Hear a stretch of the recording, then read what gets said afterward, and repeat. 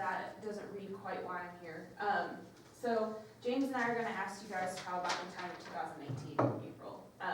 Everyone except Lori was here for this, and James and Elizabeth can speak it on as much as you want. Tim and I approached you guys in April of 2018 with the issue of hiring lifeguards. We were trying to come up with a way that would encourage people to come to the pool. We presented you guys with kind of an incentive package. According to the minutes, you guys only approved half that package and not the other half. I walked away with the understanding that the county would absorb the costs of all training for lifeguards to help people that were struggling financially to take the training, because it's a required certification for them to work up there. So it was in your backup, the previous minutes. Hopefully you all got a chance to read them, but we need to have a discussion and a clarification on what the minutes and what you guys would like to, as of today, continue doing. We would like for you guys, please keep in mind the cost of the certification, which is $40 a person. Would we want to cover that cost completely? Would we want to invoice people that just take the class to have the certification? We do have very few of those, but we do have them. Would it be something that they have to be required to be hired within so many days after taking the certification, and then we invoice them for the cost? What would the cost be? Just things like that. But we are struggling with employees up there. And I had this conversation with Lori earlier, and I emailed Richard about a month ago about it. But this is something that we just need clarification, not only from myself, but for the financial office, what we want to do. So which would you prefer, that we just pay the $40 for everybody universal? I personally, I think that's best. We rarely, I've only ever known of one person that hasn't been, they took the class just to take the class. Everyone else has at some point become an employee. The previous class I just had 4 people in it, which the average class is 5 people. They all didn't want to be hired right away, but within 2 weeks they were all hired because they had decided that they didn't want to be hired. Only one of them, their intention is to be hired after soccer is over, but at the same time, I can't predict the future if they will come. So again, it's up to you guys, but I don't feel it's a hardship. Elizabeth, you can speak on that.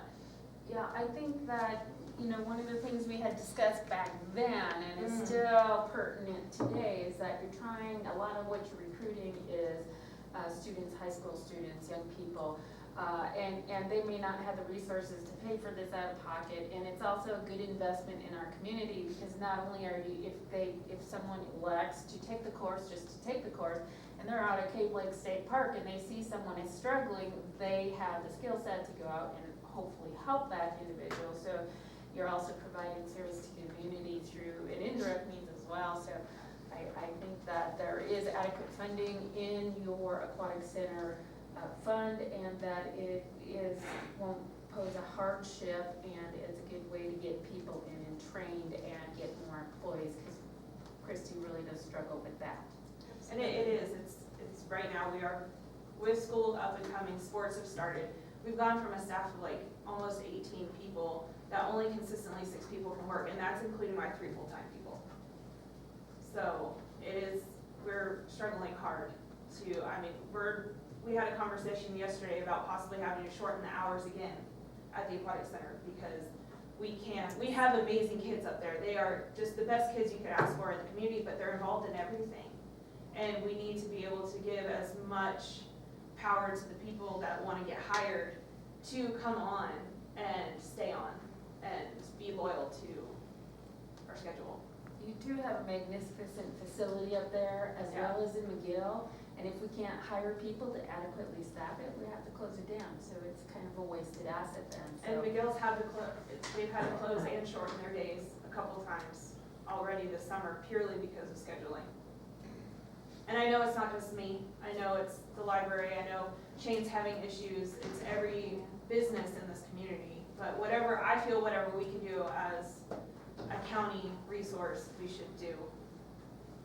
And we are only talking $40 a person. Yes. It's, just to have that prospective pool out there of applicants that have the training, this is, if you pick up 1 out of 10, it's the best $400 you ever spent. Yep. It's, yeah, I think we ought to just cover it. Yeah, I'm fine with that. And I would just like to apologize to Christie. I'm the one that changed this wording, Oh, okay, because the way you had it, I should have touched base with you when I did it. that's Sent okay. the email to Jill, so it got changed before it got Uh-huh. published, but I should have touched base with you and I didn't, so I apologize. Absolutely, it's fine, it's fine. The reason I changed it is because you had a discussion only, they couldn't do anything. They talked about it, they couldn't actually do anything. Perfect. So I changed it so they couldn't take any Oh, action today. I better, people should always second guess these. But, so again, if we're wanting to do that, then we need to have the discussion, or Elizabeth and I can have that discussion. What, do we want to just say, okay, we're absorbing all the costs? Or is it something that, in the end, do we want, if they don't get hired within 30 days, we want to bill them for, or anything like that, so we're not at a full loss? I just want to make sure that that's clear across the board, because that's one of the biggest questions that has come up. Yeah, and that's a decision that the commission can make today. Yeah, So, let me make it clear then, I make a motion that we approve to pay for these across the board regardless of whether the individual becomes an employee. And so much as that becomes a hardship to the county, we'll revisit that, but for now, that's what it is. I appreciate that, Ian, with the struggle we're having. It's, I second that. Okay, a motion by Ian and a second by Shane. Any further discussion? All those in favor? Aye. Opposed? None? Passed unanimous? Okay, thank you. Thank you. Okay, so we're gonna go back to our timed item, which is the 9:30 on page 2. And it's the county positions. Under item C, number 1 is discussion for possible action, the approval of the county manager job description. Elizabeth. Thank you. First of all, I'd like to start by recognizing Alan Colt, who's on the phone and who's been assisting me with this process. He is the CFO for Pool Pack, they do have a human resources component to, that's part of the package we get with our Pool and Pack insurance. And so he worked prior to that as the comptroller for Churchill County, and he has worked under a county manager scenario for Churchill County. So he was a really good resource and provided some very good information, and I've invited him on the phone today to go ahead and help add any input and respond to any questions you may have. I did put a draft of the county manager job description in your backup materials. One of the things that you will notice is that under item E on page 2, it does talk about administering the human resource management and safety program, which is something we discussed about combining the county manager / HR director position into one, so I did make sure that that was in there. This kind of is a compilation of looking at other county job descriptions and putting it into what works for White Pine County. I'm certainly open to any additional job responsibilities or essential functions you think should be added. One of the discussions I did have with Mr. Colt was the education experience. Right now I have a master's degree in public administration, business administration, or closely related field, and 8 years of experience in providing public administration support services or an equivalent combination of education, training, and experience. One of the things that was recommended, we may want to drop that from a master's degree down to a bachelor's degree, so that, you know, if someone hasn't finished a formal master's degree but does have a bachelor's degree and has experience, we can consider them. Although that last phrase kind of brings everything in, but you might broaden your applicant pool by making it a bachelor's degree. Any thoughts on that? Yeah, Elizabeth, when I read through this, where this is supposed to be both so far as HR, I didn't see anything in here so far as any type of certification in any way, so far as education and experience. For HR specifically? Yes, Okay. I didn't know if there should, I mean, I know it's in number E, or alphabet E.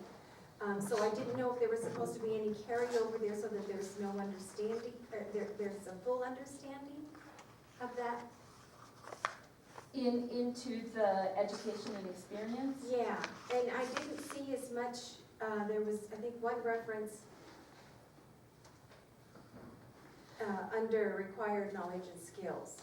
So I Okay, was looking for a little bit more reinforcement in regards to HR.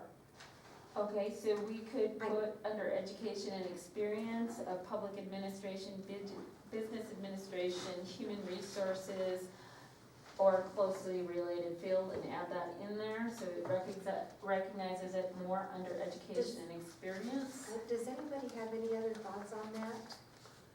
Well, right now, we're looking at the county manager job, But it's supposed to be both. I think that's what I was about to say that. Now, that's not listed here, James. We were gonna have discussion, just county manager, or discussion to go with, stay with HR and maybe do that, so. we approved that previously. Yeah, the decision was already made to go, We did to go approve the it. combination. Okay, Yes. then that answers that question, which is fine, so we're actually talking about right now the approval of county manager / HR, am I right? Right, Yes. so it's called county manager, but under different counties, different job functions are included with that. So it's still a county manager, because under NRS, there's specific authority delegated to the county manager, but within the county manager job duties is human resources. So that's how it's covered. I didn't necessarily label the position as county manager / HR director. We just know that this position is responsible for those duties. To make it clear, I'm in favor of the county manager / HR, but I have some questions, and Mr. Cole can maybe answer them, is because, in rural counties such as ours, and I'm specifically talking about rural counties here, and and I looked at some of the other counties that have, Eureka, some of the others, that have, a county manager, but they have, George brought it up here earlier, they have 3 commissioners, we used to have 5. The county manager and the duties that are there for other counties, they pretty much take over basically what we are doing. You go out, your liaisons, you go out and all the agenda items go through the county manager, and correct me if I'm wrong. So when the county manager submits the agenda items, we still have that right to do that. But when it comes to, everything flows through him and comes to us, according, looking at the flow chart. We're the top, and then the county manager reports to us. But all the other ones, the elected officials and department heads, they'll go directly, and you correct me whenever I'm wrong. And Mr. Cole, please do the same. The other ones would go to the county manager and say, I got a problem with a person, or I wanna do this, and he listens, and so he does the kind of mediation between what we would do and it kind of goes in between. My question there is, and it's just a question, is how much authority, we have the authority, but how much does that take away from our duties as a county commission, as a county commissioner? We go, okay, did you talk to the manager before you talked to us? Did you bring it, how is this gonna come through? And I see the flow chart, and I see that we're the ending say so, no matter what happens. But he would take on those duties, but with the HR too, and I looked at HR, and I looked at this before, about a year ago, not even less. Maybe if, and Tim's resignation kind of made this come to light for me, because this is a great opportunity, because we had a $90,000 HR job, and we were looking at hiring a county manager for another much, but now we combine the 2 jobs for a lot less money. To me, it's pretty good, but I just wanted some clarification on what are we as the commissioner, do we just kind of let everything go through the county manager and then it comes to us at the meetings? So I can address that. Okay. I represented the school district for 5 years, and they have, their equivalent would be the superintendent, right? And I would always advise the school board, and I would advise the commission the same way, is that you really should stay out of personnel issues. When elected board members get involved with personnel issues, that can create problems through pull-back or different liabilities. What happens at the school district is you know, people will still come to the board members, say, hey, this is my problem, that's my problem. And they'll be like, great, I understand. If it's something that can just go on agenda, they'll put on agenda. But if it's a personnel issue, then they go to the superintendent and say, hey, superintendent, here's a personnel issue that was brought up to me, and then he takes it from there. That would be the way that I would foresee the county manager acting. Somebody comes up to you and say, hey, Richard, you know, employee B is being mean to me, and, you know, this is causing a hostile work environment, then you don't have to do an investigation to deal with it. You go to the county manager and say, hey, this is what I've been told, I don't have any details on it, it's in your court. County manager takes it from there, does the HR investigation, and you guys stay out of the personnel side.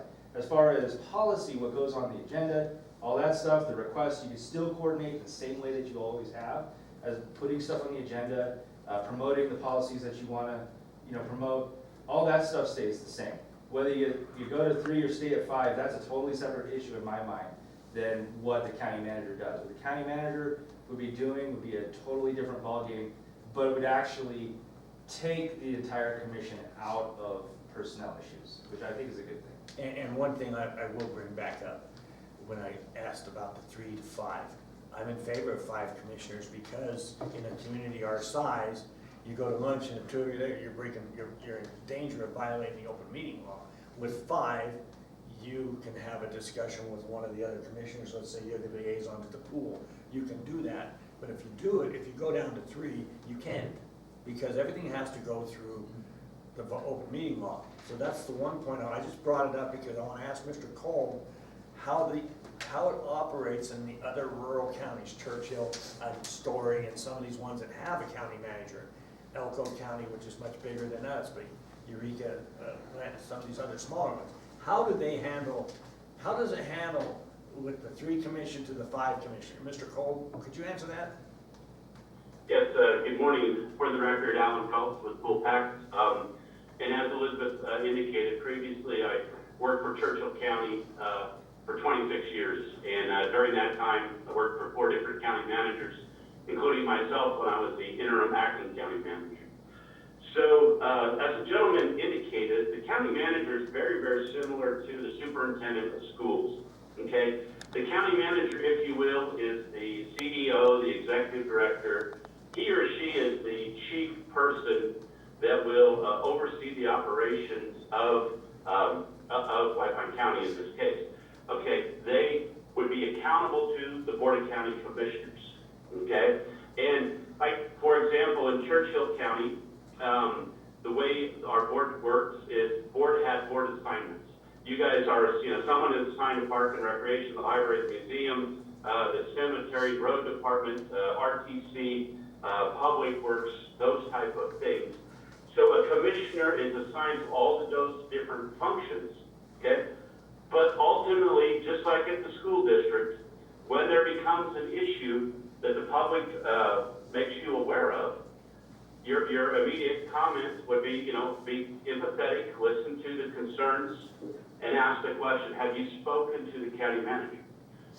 Okay, and at that point, you know, in a good working relationship between the board and the county manager, you would advise the county manager, Joe Citizen had a discussion with me regarding masking, for example, and I would like to see that item placed on the agenda, type of thing. And the commissioners could still drive agenda topics.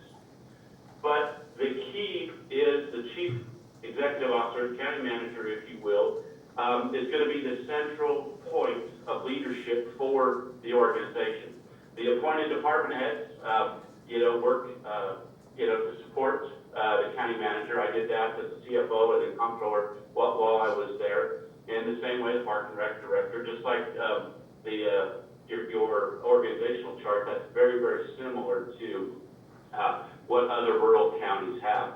So what you will end up doing is having a tremendous amount of interaction with your county manager as commissioners, okay? And he or she is very likely to schedule regular meetings, prepare documentation that, you know, a board report, if you will, out to the board members to keep them informed. As far as the emphasis of talent, okay, You know, the question is, should it be county manager / HR? Should it be county manager / economic development, community development, engineering, public works, finance? You know what we found when Churchill went out for recruitment is we looked at what the talent that we had and what we were deficient in. And in the recruitment process, we would have an emphasis in the job description, you know, similar to what Elizabeth is suggesting here, is that if there's a need for somebody that also has HR experience, okay, that's the emphasis. You know, we want to make sure that they understand that they'll be in charge of HR, okay? In the same way, the county manager will also oversee and be involved in the budget development process, working very closely with your elected officials, your appointed officials, and your comptroller, okay? They're gonna be the CEO, the superintendent, if you will, at the school district, for the organization. Does that help clarify? Yeah, one quick question, just to follow up on the HR. In your experience, do you think it's, and you just explained it to me pretty good, do you think that a county manager in White Pine County, or a county of our size, not, you know, similar to Churchill, could take on both duties without really too much problem?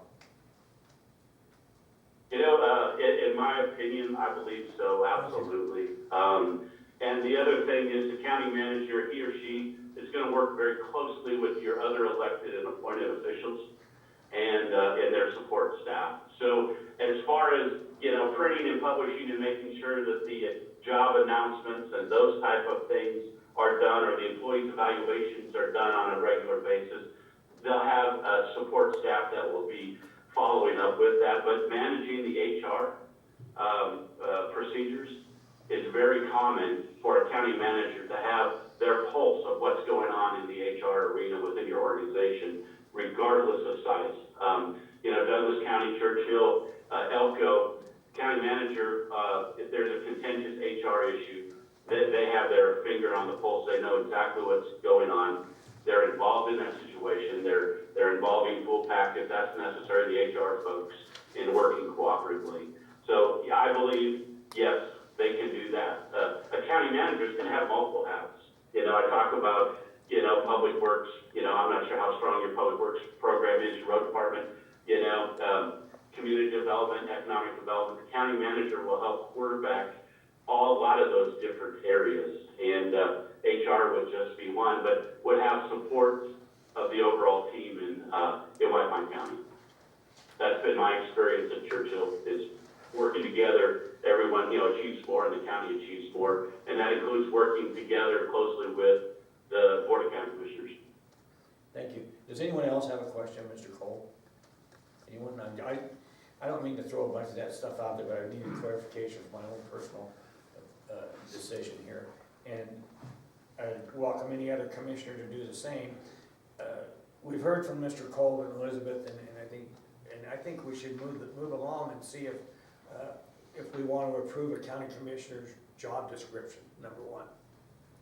I just would add a little, like I said before, a little bit more information in regards to some background in human resource. I think that's important to reaffirm that is included as far as their education and experience. Then I kind of like what Elizabeth said there. If we drop one of the requirements as a master's degree and go down to a bachelor's degree, we can get a more well-rounded fan, but you're still gonna have people that do have a master's degree that would apply for the job, and so you could have a larger pool. You could utilize, if you got a master's, you certainly already have a bachelor's degree. So that would, using that as part of the job description and this is just mine, if you guys disagree, that's fine. Mine would be that we advertise in the job that he have a bachelor's degree minimum, preferably a master's degree. Does that make sense? Yeah, I would just go with the bachelor's, because you could have Yeah. a candidate that has 20 years of experience in a bachelor's degree versus a candidate with a master's degree with only 2 years experience. Probably gonna want the person with 20. Right. Yeah, So- that's kind of what I was going, yeah.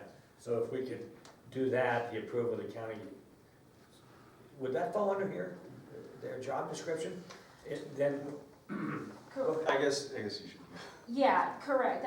So what I'm hearing is you want to approve the job description with the following changes. Under education experience, we want to change master's degree to a bachelor's degree. And we want to include that it can be in an area of human resources in addition to public administration, business administration, or closely related fields. And that under the required knowledge and skills, you want me to add one more bullet that addresses human resources specifically, or more in-depth. And, Probably as, maybe like the second or third one down. okay, so the second or third bullet under required knowledge and skills will be on HR. And I think at the end of the day, you gotta recognize that the last line there, or an equivalent combination of education, training, and experience.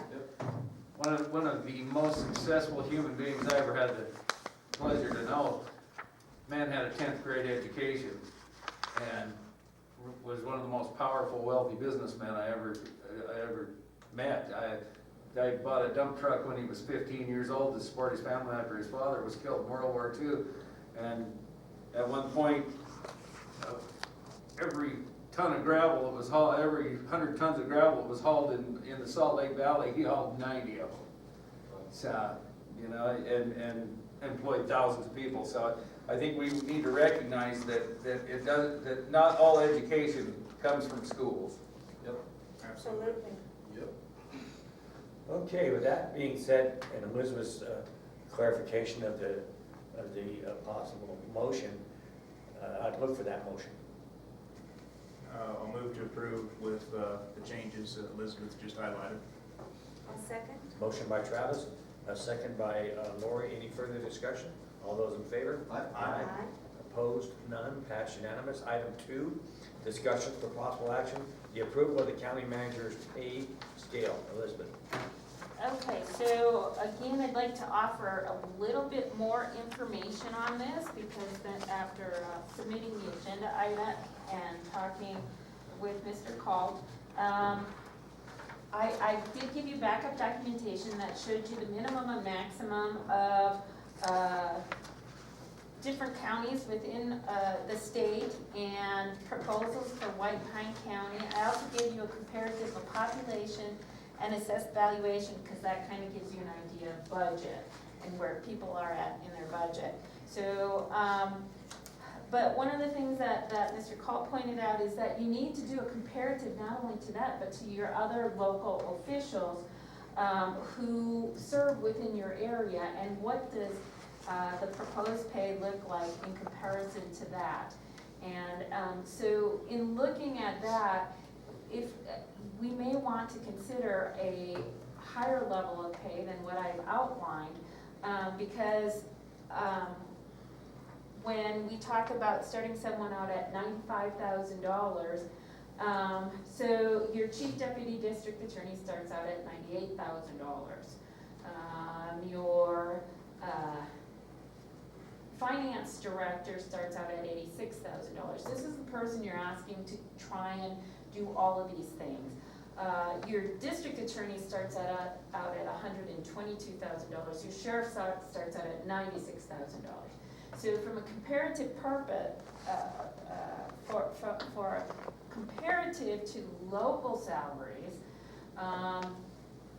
95,000, starting someone at that might be a little bit low. Also, you have to remember that there are several people who are off your pay scale right now. And I, being one of them, am currently at $126,000. So if you're starting a county manager out at $95,000, that's fairly low compared to what we're paying some of the other people. What was HR at roughly? Human resources started out at $76,770 and went up to $89,709. Now, for clarification on the pay scale, what I did is most of our exempt officials for the county start out at step 1 and go to step 8 with a 2.25% increase every year, step increase. This county manager